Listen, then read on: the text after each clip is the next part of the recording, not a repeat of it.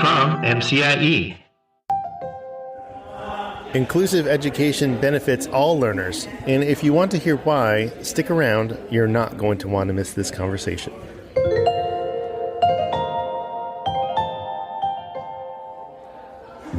My name is Tim Villegas from the Maryland Coalition for Inclusive Education, and you are listening to Think Inclusive, a show where with every conversation we try to build bridges between families, educators, and disability justice advocates to create a shared understanding of inclusive education and what inclusion looks like in the real world. You can learn more about who we are and what we do at mcie.org.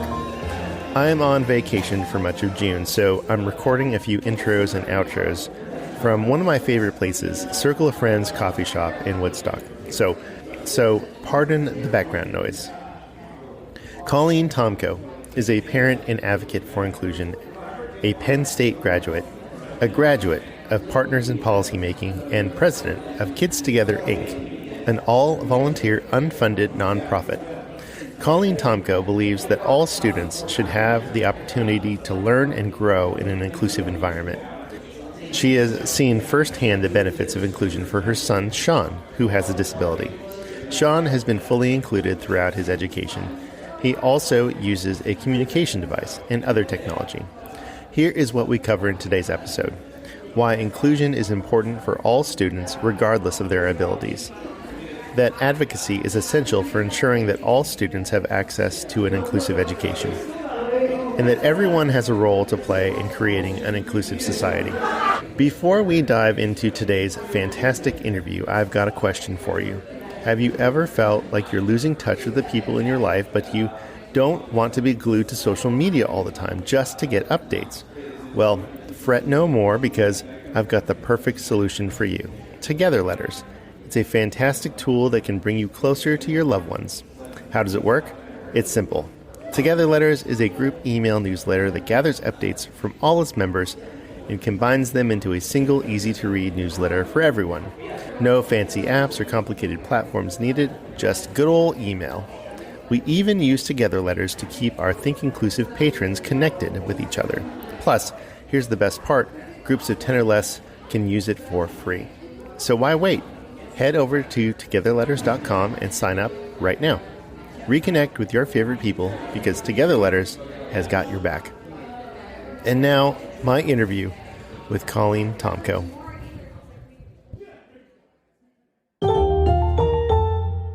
So first of all, hello, nice to meet you. And you? I feel like we've been trying to set this up for a long time, so I'm glad that we finally connected. Yeah. And so I know you, or I know of your work through Kids Together. So why don't we start there? Why did you start Kids Together? And how does that connect with the cartoons and the parent side and everything? So give me a little bit of background on that. Okay, so basically, it goes way back to my growing up. I grew up knowing people with disabilities that did everyday things. And so my mom I just want to go over a couple of those because this is what led to what I do.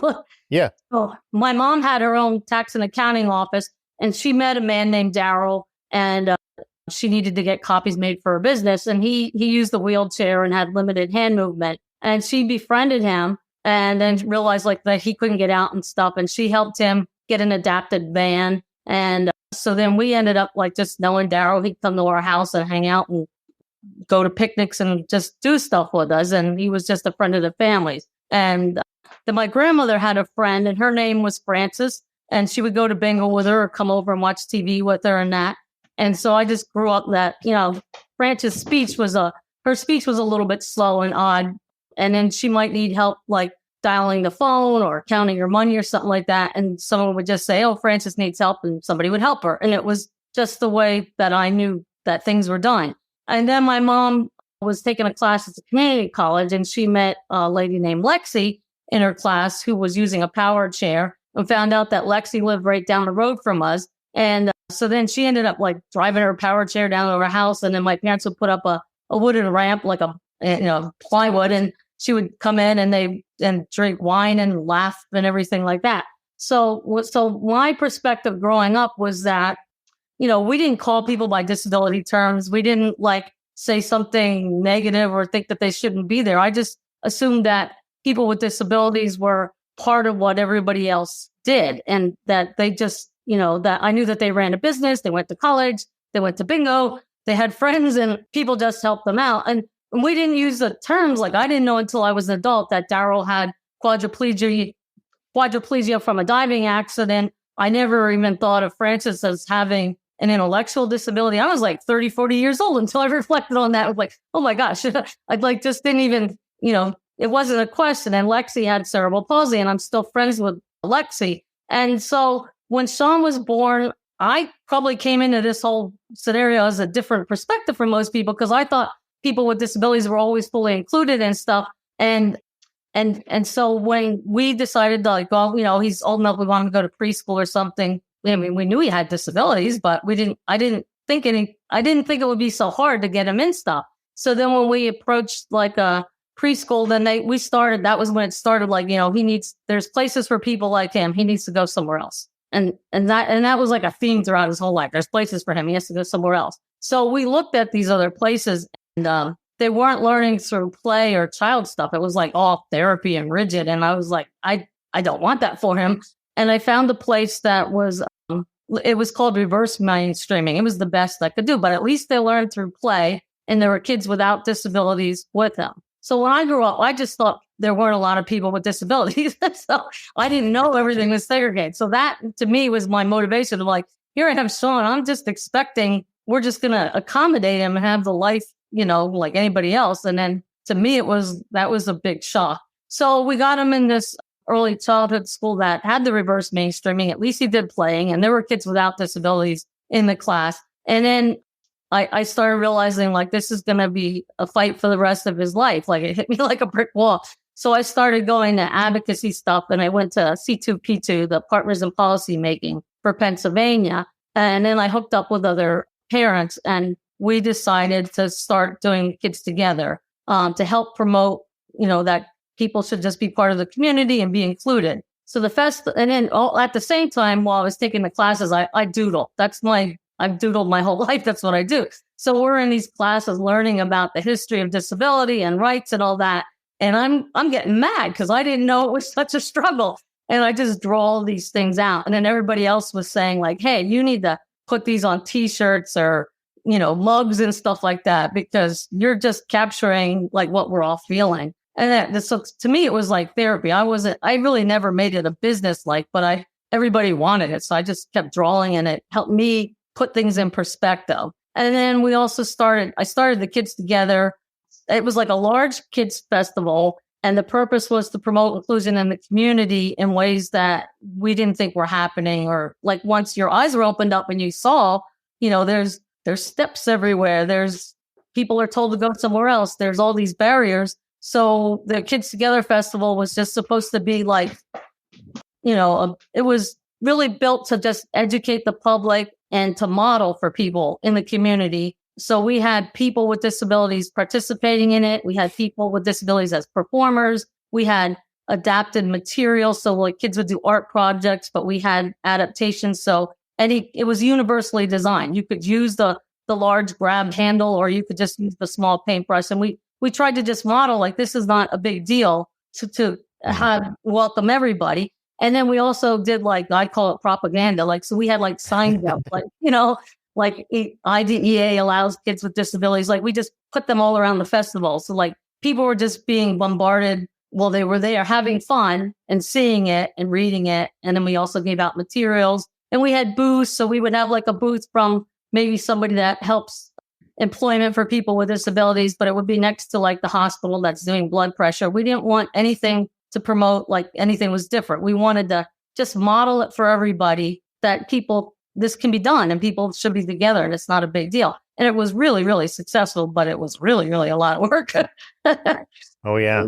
So a question about that. When did you, how many years did you do that in a row? Yeah, we did it for about 5 years in a row. Mm-hmm. And people were sad when it stopped. But then Shawn was getting older and I had the battle hit in school. Because people go oh, it must be hard having Shawn. No, it's the battles I have to fight for him that are hard. He's really easy. He's fun. He's entertaining. And it's just that. So that I had to make him a priority, even though even everything I do for Shawn is bigger than him. I would never just say, oh, this has to be for him. It has to be systemic wide. I don't like focus just on him, but I have to get him first. So, and then at that also we foster adopted at that time. So it was just, and then he ended up having behavior issues. So it was very difficult to deal with the schools and fighting for, the IEPs and getting services for both of them. And that just became more time consuming, very time consuming. Yeah. So Shawn was included. It's Shawn, right? Yes. So Shawn was included from like kindergarten through. Shawn was fully included.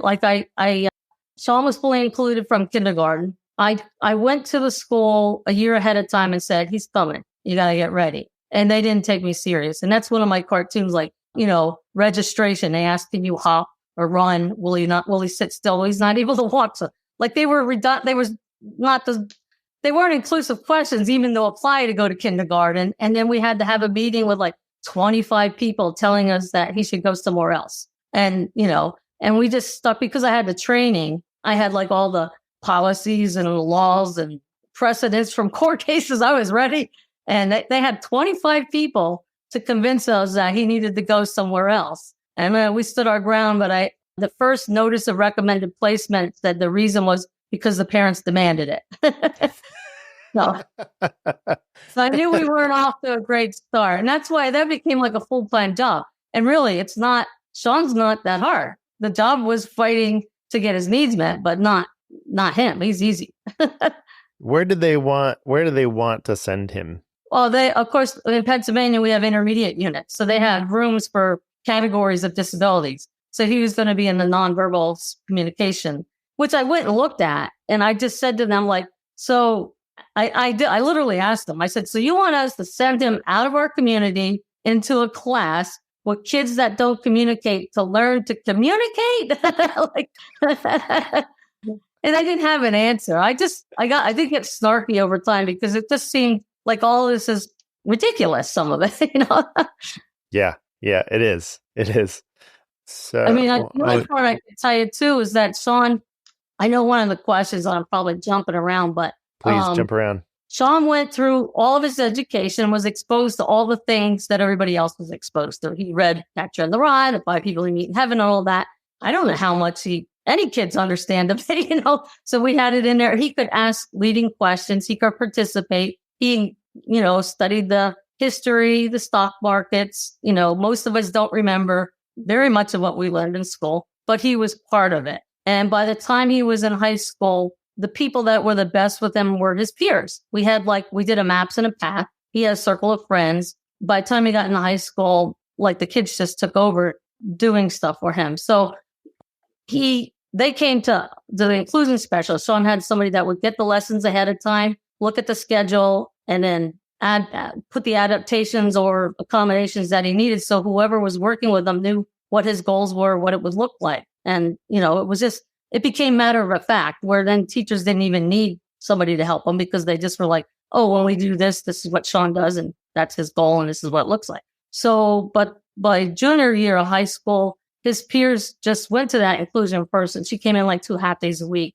And they said, oh, well, we're going to the prom and Shawn has to go. And then she told me, I was like, oh, I wasn't ready for this. I was thinking senior year, but they were like, the kids took over and they said, we have to go and make sure the building's accessible. We have to make sure that the DJ will play Elvis because that's his favorite music. We have to make sure there's food that he can eat and that, the aide can come and they worked it all out. Boy, I just said what happens at the prom stays at the prom. He had 2 dates. We got a limo and he came back smiling, let me tell you. And then the next year he went to this, it was just, he's going to the prom. It's just matter of fact now. So everybody just repeated it. And I really don't know exactly what happened, but I know he had fun. He had a different date that year. And then after that, my favorite story about Shawn's inclusion is when he was going to high school graduation, typical years, they would walk in across the football field to their seats. And Shawn usually needs to hold on to someone to walk. But for graduation, we were trying to help him be able to do as much independently, because it was like a proud moment and all that, or have a peer help him. But he really wanted to walk on his own. So they changed the whole graduation. Instead of walking across the field, they walked on the track where, for the racing. And then that's smooth and it has straight lines. Now on the football field, it's not smooth, and the lines, he thinks that they're steps. So every yard line he would have to stop, and on the racetrack, the running track, he could just go straight down.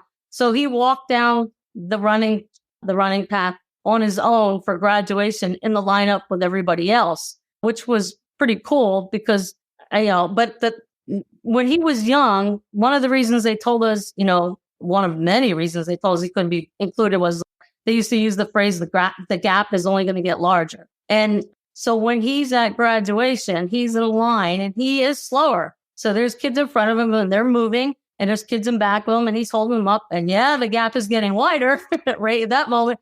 But the entire stadium is cheering, "Go Shawn, go Shawn." So at that point, I knew that the path we took was absolutely the right way. Everybody there knew him. It wasn't a problem that there was a space or he was holding anybody up, and everybody was cheering him on. And I just thought if he wasn't included throughout school with those peers and the people in the community that knew him, nobody ever would have known him, like at all. And he wouldn't have had any of those experiences. So, but then he went on from and then that day, the press was there too. And his graduation was awesome.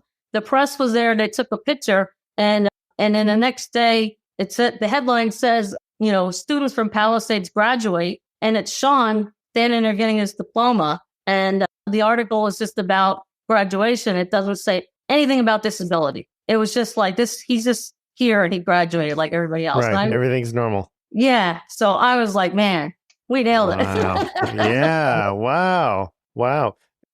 Because of Shawn's experience in school, how did that affect other families who wanted the same thing?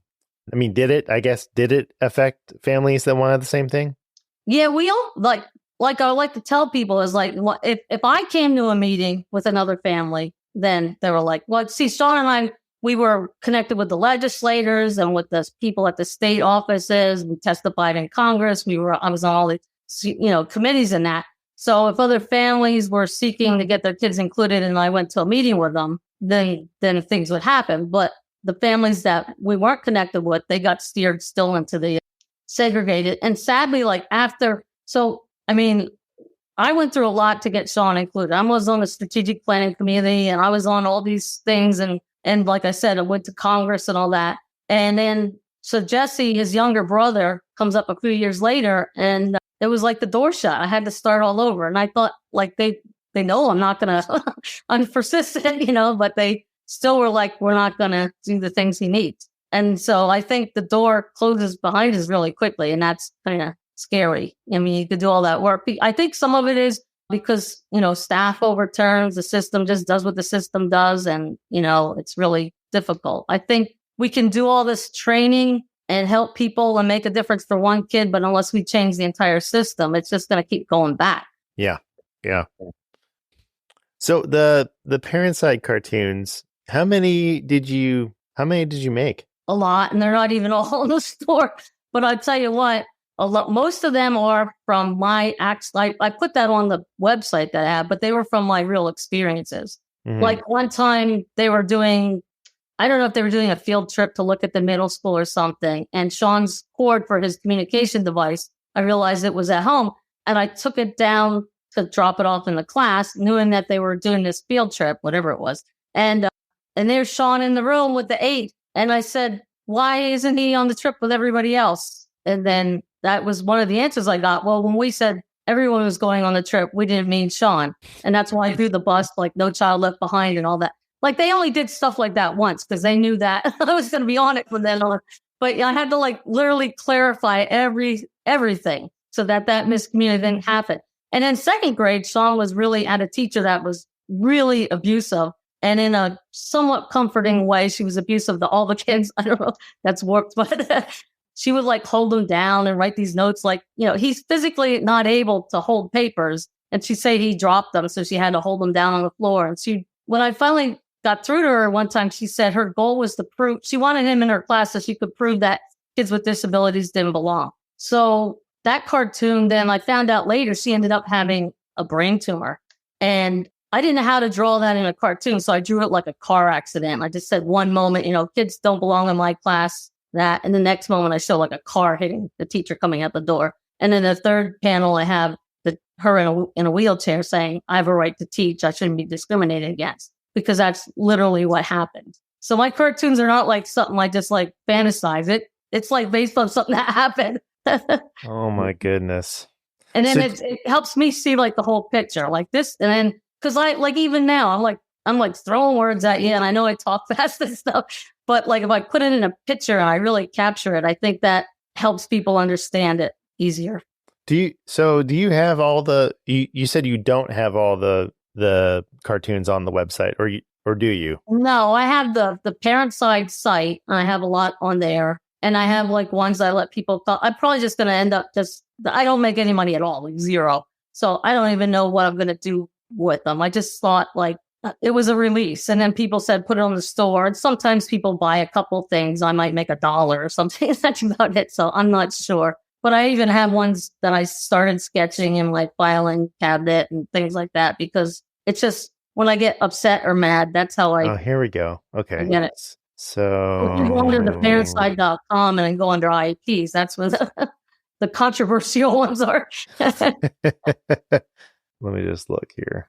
We'll definitely put all this stuff in the show notes so these are all designs. You have to go probably under the IEP one. Mm-hmm.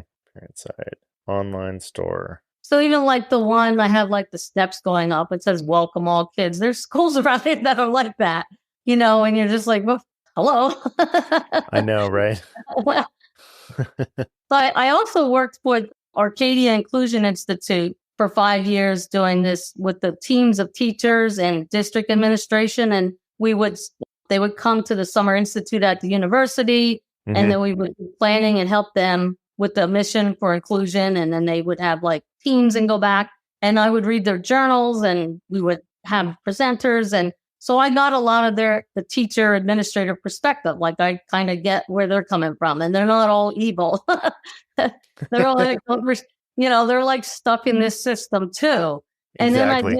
Then I did Include Me from the start, which then I worked directly with kids in the classroom and the teams and the parents, and I really think that 90% of the issue is miscommunication. People don't really say what they mean, and they don't hear, and they don't listen to each other. And I think that is part of it is resolvable, but a lot of it is still systemic. We shouldn't have special education, should just be general ed, and then special education is an add-on. It shouldn't be a separate. Like you should be in general ed and you get special ed services, period. Like nobody's a special ed student. Everybody is just a student. Yeah. Okay. So a couple things that popped up. Include Me from the start. So how are you involved with Include Me from the start? I was a coordinator for like 4, 5, 6 years. I don't remember anymore. But then, everything happened, and my younger son had a lot of behavioral issues. So I kind of put that go back on the back burner again. Mm-hmm. Mm-hmm. And then, well, now I forget that second part. I think it was, what were we just talking about before that? You were talking about, hold on, it's going to come to me.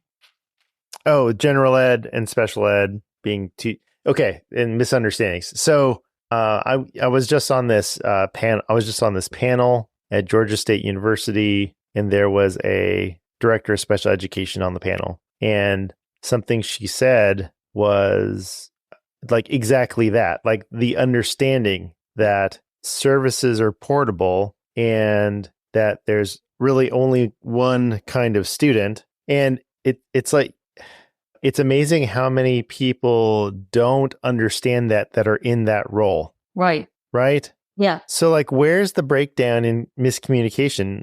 Because if you read the law, and I know you read, I know you've read the law.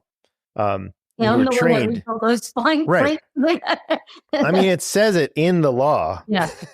So where is the breakdown for people? Because like you said, I don't think there's the majority of people in school districts come to work thinking they're like, okay, we're going to exclude kids today. That's not No. their mindset. But And they don't even know they can ask. Mm-hmm. Oh, and then I had a scenario where I helped a teacher and I did a video for their school. I'm not at liberty to, whatever. But so I helped this teacher. I did a video of how great I came in and helped her with this little girl. And here's suggestions to help her be included more successfully. And she just embedded them in the class and they helped everybody. So I made a video of it because I was like, this teacher is awesome. She implemented, this kid is happy. Everybody's happy. What a great thing. And we showed that to the school at like a, assembly or whatever, a work meeting, whatever.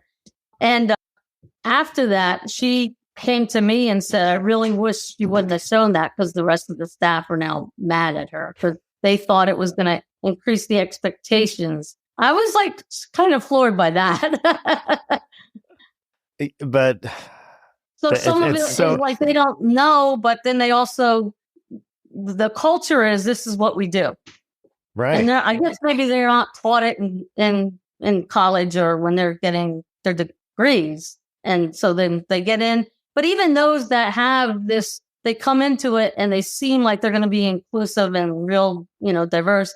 They get into that culture and they just change. It changes them. Yeah, it's really hard. It's hard. I went to, for my teacher training, I went to a very inclusively minded program. And so when I got into education and I got my first job, I was very surprised at how not inclusive the school district was. And when I first started, I was skeptical that inclusion worked, but it wasn't until I saw it work that I was like, oh, of course it works. And then I was able to, advocate for my students and stuff like that going through my career. But even when people saw it work, even with my students, that didn't necessarily convince them. No, right. So I don't know. It really, you said it, you said it before about the system needing to change. Yeah. Yeah. I think some teachers don't, and I used to, so we had a vision statement for Shawn and we read it the same thing. It would change as he got older at the beginning of every IEP meeting. So if you're going to suggest something that doesn't lead to something in his vision, we're not doing it. You're not pulling him out to teach him soccer from reading because soccer player is not in his vision. That's like, I would literally say this. So we just got them on board, but they were always afraid to speak up. I had to say so I would ask can we do this? And they were afraid to speak up. So I'd have to say what is it that you need? Do you not know how to implement his AAC in the class? Do you need somebody else because it's too much work? I would just break it down. They were intimidated to say that they weren't the teachers that knew everything. And I was so either you have to admit that you need help or support or technology or whatever it is you need, and then get that to make it successful, or you're just going to be harming the student, which you got into teaching to teach students. So you can't be like this really good teacher that doesn't speak up when you need help. Then I think you're in the wrong field. I would just say that at the meetings. I usually got them to speak up because that's how we got a lot of services in there. I was like, if you don't know how to do it, that's fine. I'm not looking at you as a lesser teacher or professional because Shawn's complicated. I mean, who's going to understand his adapted sign language and all the things that he needs in his technology? I don't expect anybody to, but I do expect you to give it an effort and to figure it out and to ask for the help. So I would I was just really persistent, but I don't think a lot of people will do that. Well, I guess that was one of my questions, is that I think you found success doing and advocating the way that you did, right? Yeah. But not everyone is able to, for whatever reason, advocate like you. So I wonder if that's the reason why people, even though they may have a vision for their child to be included, that they're not as successful. I will say, and I've said this at trainings because I'll go out, I'll say that fighting for Shawn to be including and advocating for him was literally one of the most difficult things I've done in my life. And I'll say it a million times, it's not about him. It's the people that look at him as lesser and aren't willing to support him or even be abusive or whatever. All that is heart-wrenching. And it's a lot of work. It's a lot of barriers. But for me, I had the skills, the training, the emotional stability, whatever, all that to be able to keep coming back. And a lot of people don't have that. I mean, I had, support people, like I had a tribe, I call it, my other families from Partners in Policy. I had, just a lot of things, a lot of family support. But again, in my case, it was worth it. And I would do it again because the outcomes were beyond incredible. So let's talk a little bit more about outcomes. So Shawn is out of school now. What is he doing right now? Well, he left graduation, and that was also a big fight. But then he went on, he did 4 years of working on his IEP goals at Lehigh University. And he literally said on his communication device when we were having a meeting, "I go Lehigh." And I was like, "You want to go Lehigh?" "Yes." So I said, "Well, then we're going to figure that out." And the school district wanted him to leave and again go to an IU class to learn like filing or something. And I had to be like, he's been included his whole life. And this is like, we don't back down. And you want me to put him on a bus to another community an hour away to learn something that's not, And so what we did was we went to Lehigh University and talked to some of the staff there. They at that time had a program that supported teachers learning about inclusive education and that. And they were willing to create a program for Shawn to audit the classes and work on his IEP goals on campus. So he did that for 4 years. So he just went to college like everybody else. I mean, he didn't go to get the credits and all that, but he had that experience. So that was really awesome. And then after that, we couldn't get him in a waiver. So there was no services then. Then I was like, I'll be damned if I'm going through all this and he's going to sit at home, So then I said, go to the state and the county and up the chain and argue with everybody. I could not get him in the consolidated waiver, which is the waiver he technically should have been in. But we found a way to get him in what was at that time called the independence waiver. It was really for people who were physical needs. So I was like, we'll just play the game. We just made his physical needs the priority. And, because you can't, like I always said, with somebody who's nonverbal, you don't know.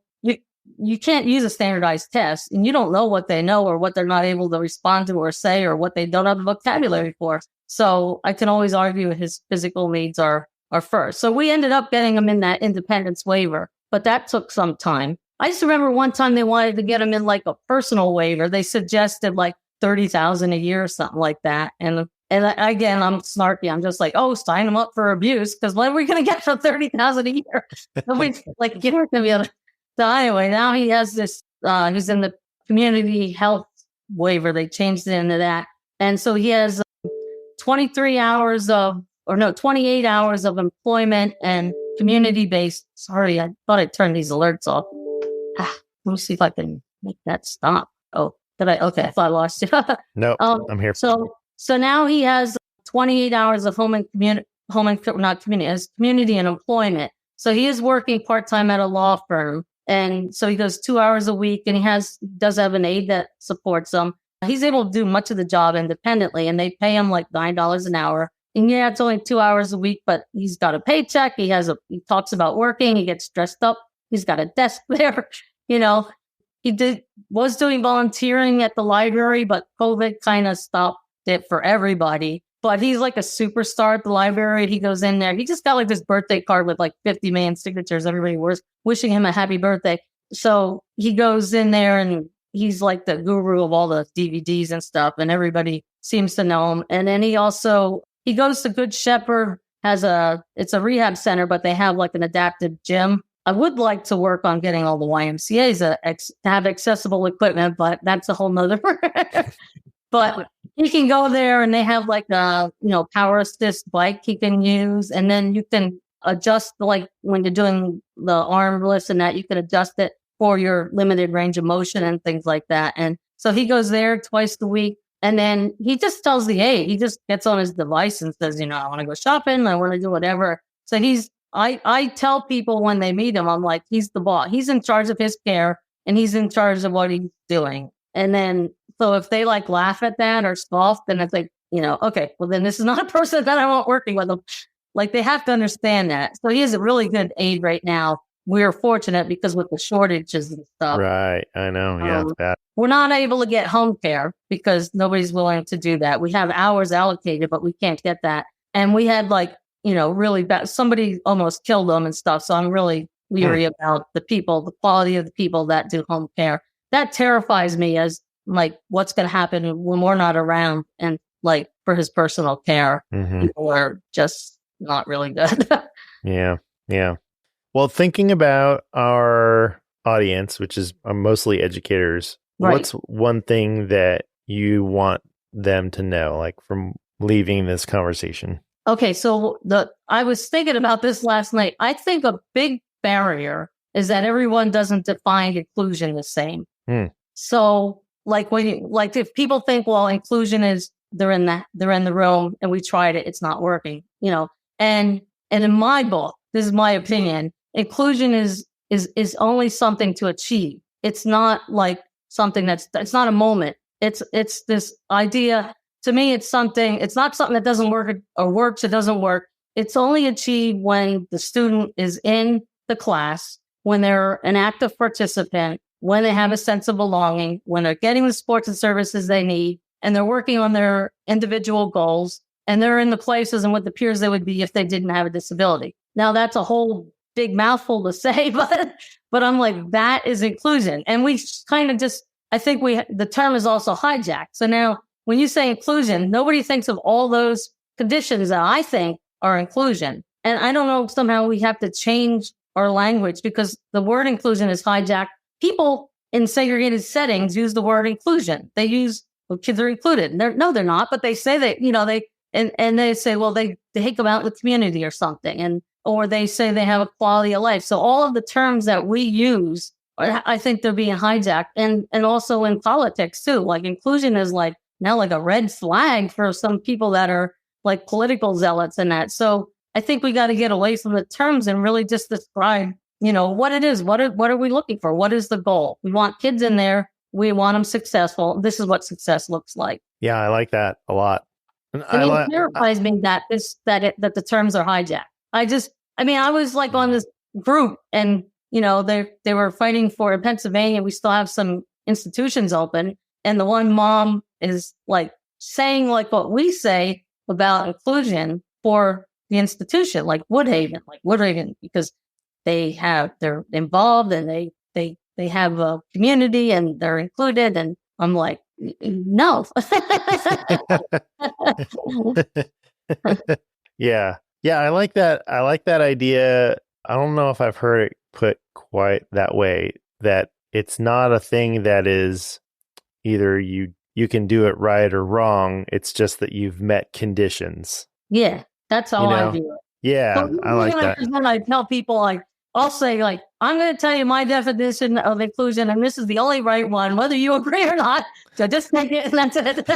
I don't know how else to get, like, if I'm presenting to teachers, I'm like, you have to have a common understanding of what it means. Yeah. I don't know if you agree with me or not, but I was just like trying to say this, you have to. Well, no, I think you do need a common understanding of what it is because, well, and when we're working with school districts, that's one of the first things we do is we have a shared, we call it a shared understanding of inclusive practices because, if someone thinks that you can be included and still have segregated settings or like it's okay, like we're just going to have these segregated settings and a family can choose that and that's okay. Yeah.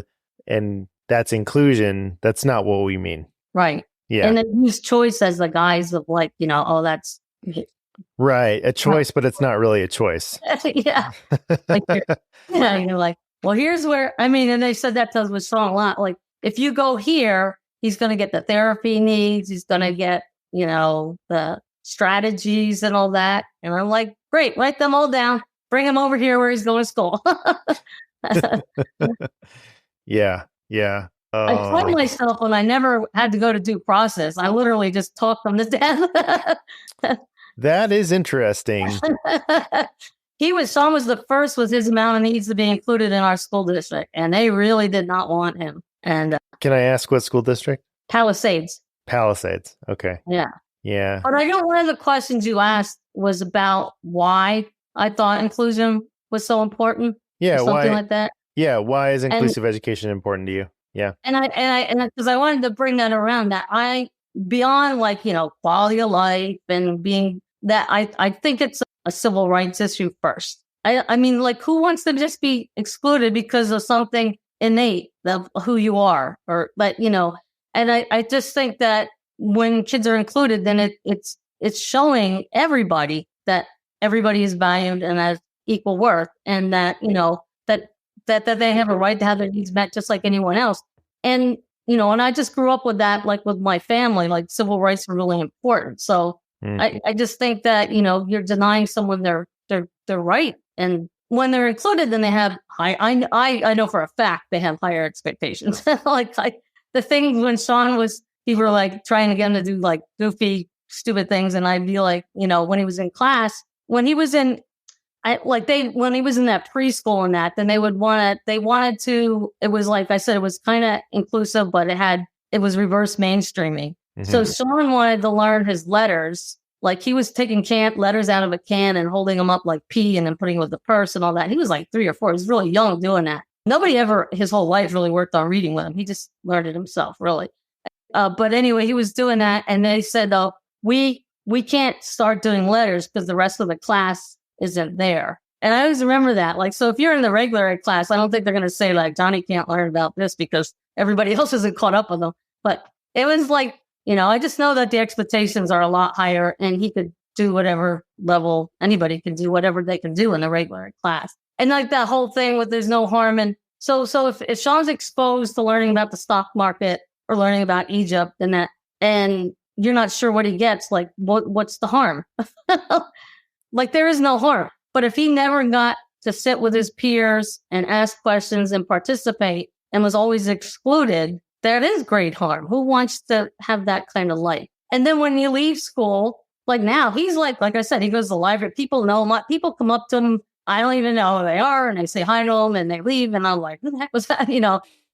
But nobody would know him if he had not been included. And, and the peers that knew him now are, running their own businesses and doing, becoming doctors and all that. And they're more accepting of people with disabilities in their life because they knew Shawn. They all know what a communication device is. They all know, how to assist somebody or how to be respectful. They know that because they grew up knowing Shawn. And, that wouldn't have happened. So that's why I think inclusion is just so it's important, not just to the kids with disabilities, but to everybody, to society. Because a student, when Shawn was in the classroom, what I always said is like, he was the gauge of that teacher. If they were able to successfully include Shawn, good teaching is good teaching. Then they were teaching all the kids well. And I just thought, you're doing it, you're a good teacher. Because like on any given day, there's going to be a kid that doesn't get a lesson, doesn't think that way, is sick or has a broken arm. Or there's always going to be something where not every kid can do a lesson the way you prepared it. And if you're prepared to adapt that for whatever comes because of one student in your room with a need, then you're prepared for all the students. That's the way I see it. Colleen Tomko, thank you so much for spending some time with us. We really appreciate it. You're welcome.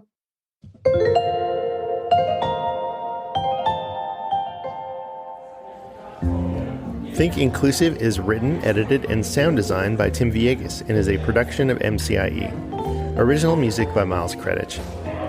Attention school leaders, did you know that you can team up with the Maryland Coalition for Inclusive Education to promote inclusive practices in your school or district, regardless of your location? MCIE has partners in Maryland, Illinois, Virginia, Arkansas, Oklahoma, and more joining us in this work.